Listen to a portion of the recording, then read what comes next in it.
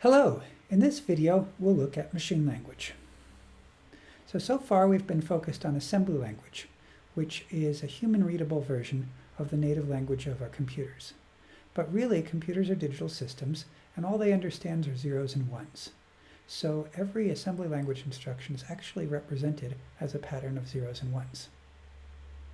In RISC-V, each instruction is 32 bits long, so each assembly language instruction has an equivalent machine language instruction that's a pattern of 32 ones and zeros. The reason we make all the instructions the same size is that simplicity favors regularity. So by having our instructions be the same size as our data word, each instruction also takes up one word and they pack in nicely. In an ideal world, we could just have one format for all instructions. But we've seen that some instructions need 2 source registers and a destination.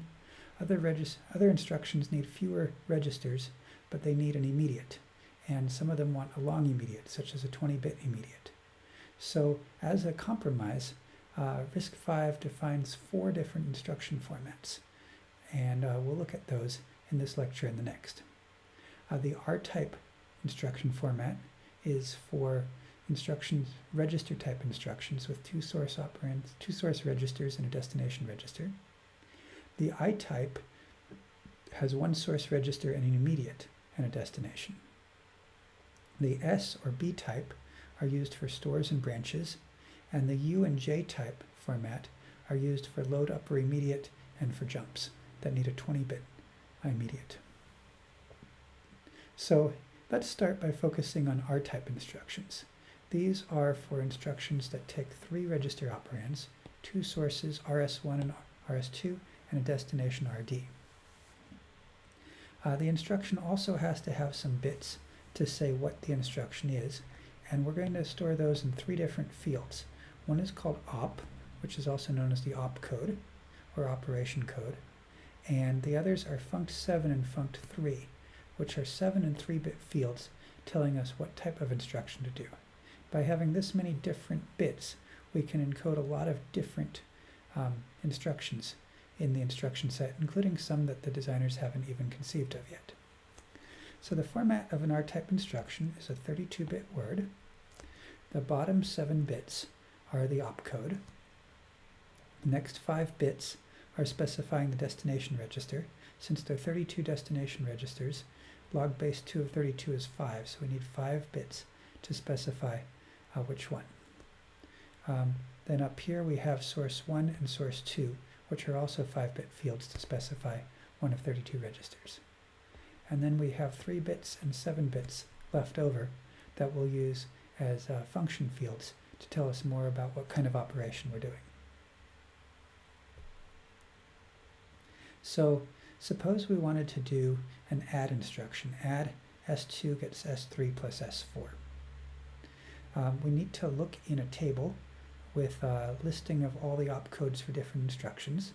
There's a table in Appendix B of the textbook, and it happens that for an add instruction, op is 51, funct3 is 0, and funct7 is 0.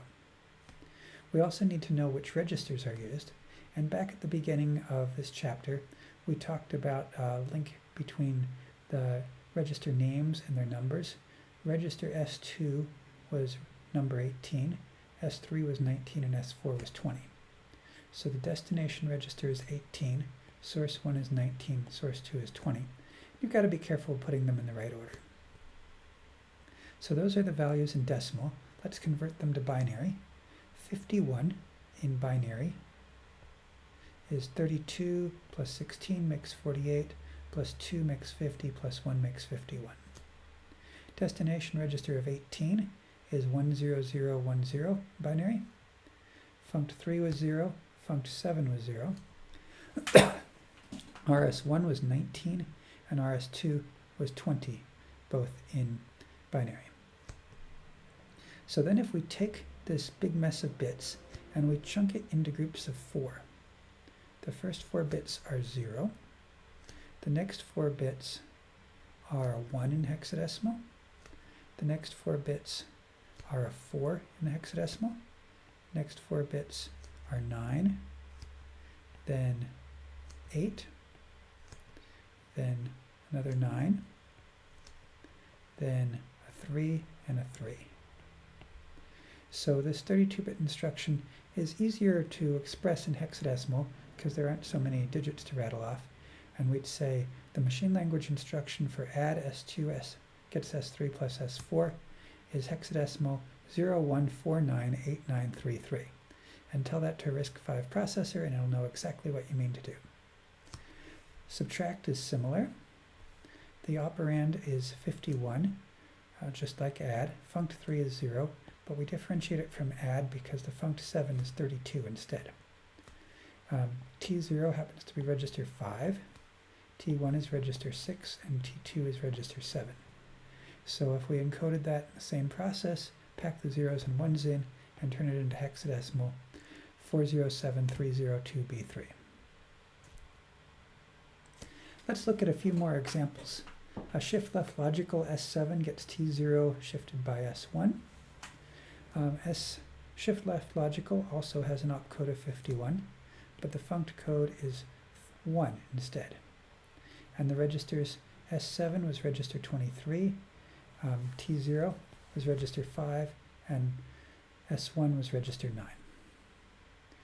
9. Exclusive OR has an opcode also of 51 and a funct value of 4.